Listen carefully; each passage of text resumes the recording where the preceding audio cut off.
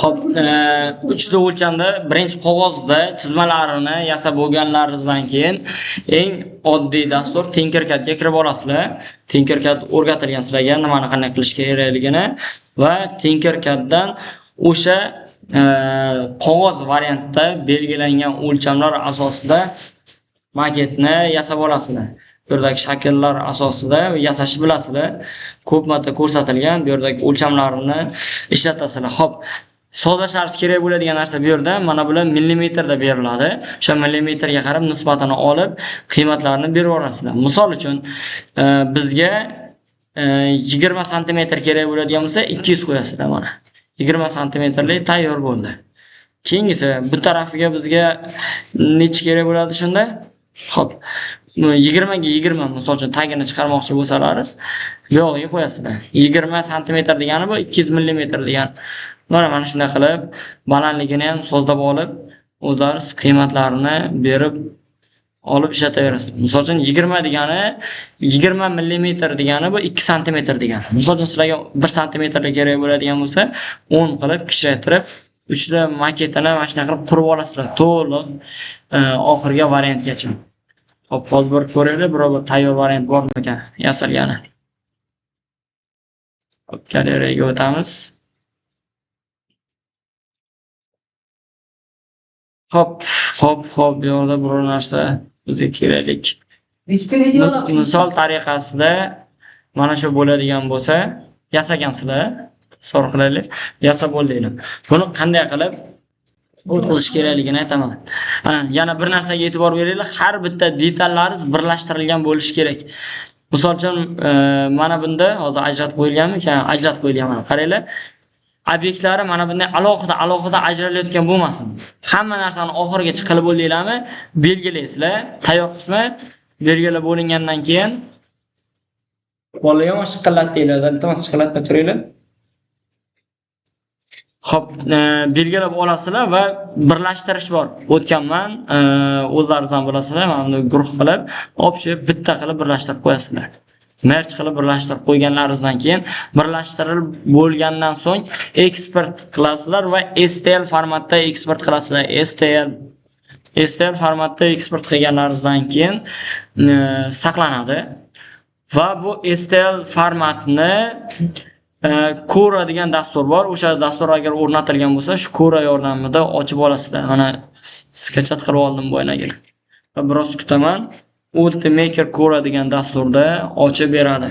Uchta printer uchun qanday sozlashni ketma-ketligini ko'rsataman. Biroz kutaylik, kutib olsin, kirib olsin. Buni yopib tashlaymiz.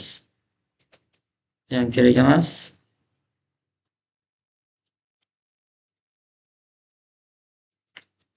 Hozir qo'yish bormi ekan? Bo'lsa yo'q ekan. Turamiz. Qotib qoldi shekilli menda. Bo'ldi, ishlab ketdi.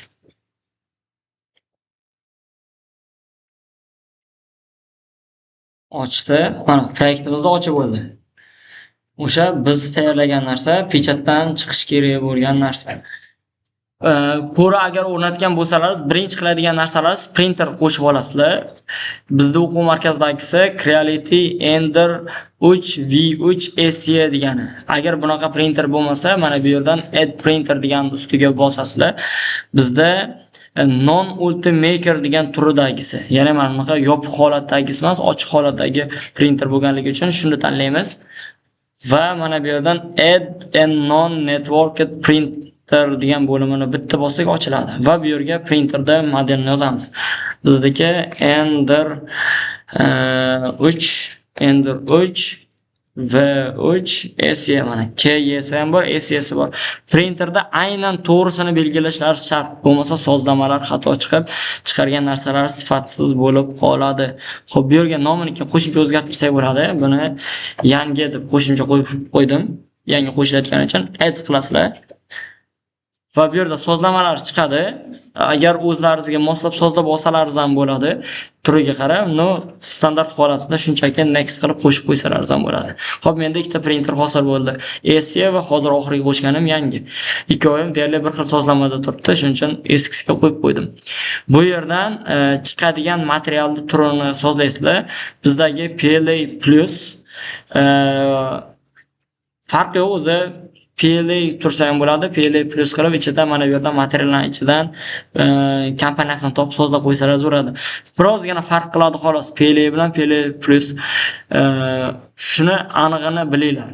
Qanaqa ichiga printerdan chiqariladigan material, ya'ni filament qanaqa turdagi filament qo'yilgan aniqlaysizlar. Undan keyin bu yerdan sozlanadigan narsalar bor. Bu yerda super quality bor va low quality degani bor. Super qualityda nimani tanlaysizlar? Bundan tanlaydigan narsalar kichkina detallar bo'ladigan bo'lsa, nozik va kichik detallar bo'ladigan bo'lsa, aynan shuni tanlaysizlar. Bu nima uchun? Ya'ni juda kichkina miqdorda ingichka qilib chiqarib beradi sizlarga. Shuning uchun ham nozik detallar aniq ko'rinadi. Agar masalan robo sumo, robo futbol shunga o'xshash kattaroq korpusga ega bo'ladigan narsalar, ya'ni korpus katta bo'ladigan, katta detallarni chiqarmoqchi bo'ladigan bo'lsalar, low quality ni tanlaysizlar. Bunda maksimum darajada qalin chiqaradi va mustahkamroq bo'ladi. Keyin mana bunga o'xshash narsalar qurganlaringizda, masalan qaranglar, tasavvur qilinglar, buni printer qanday quradi?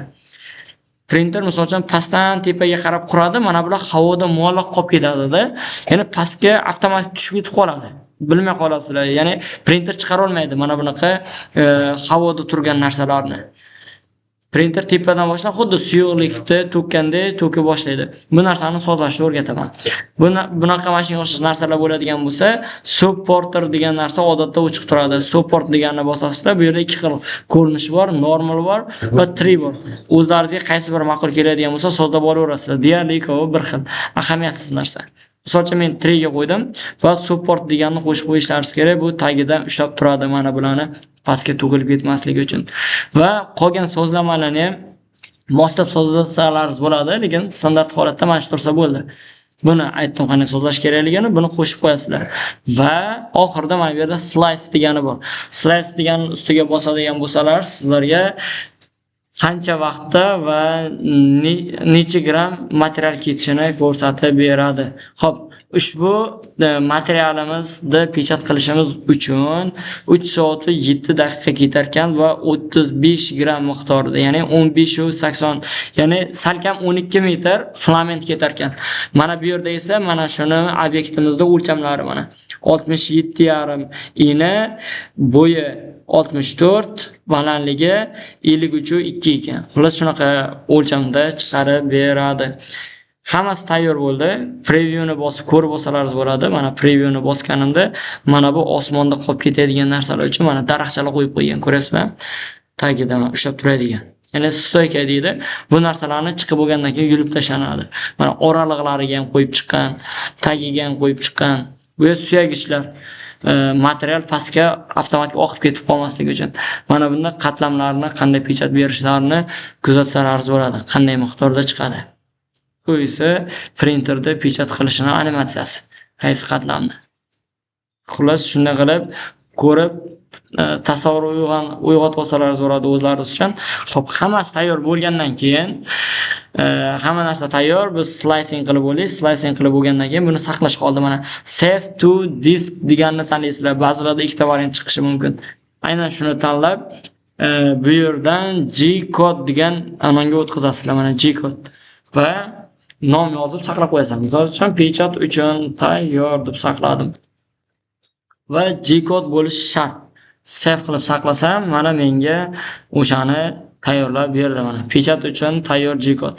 Buni printerni fleshkasiga tashlab, printerga tiqib, pechat qilib olsalaringiz bo'ladi yoki Telegram yordamida shu faylni bizga tashlab bersalaringiz chiqarib beramiz.